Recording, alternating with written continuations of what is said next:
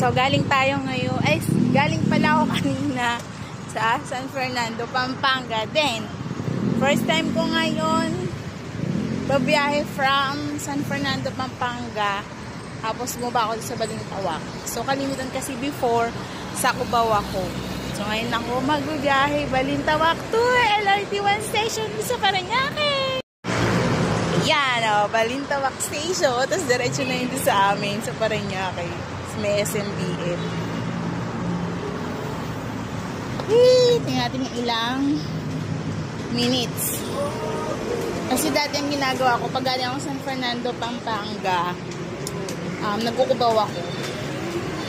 So, ngayon, try ko ngayon ang dito. Balintawak. Tingnan lang. Hali kong ilang minutes. Pagod. So, bukas na lang ating bakasyon. Tapos, work na ulit. So, ayan. 45 pesos lang. Simula Balintawak hanggang SM Sukat. Bayad na tayo ng ticket. Tingnan lang. Hindi na pag mataas mo.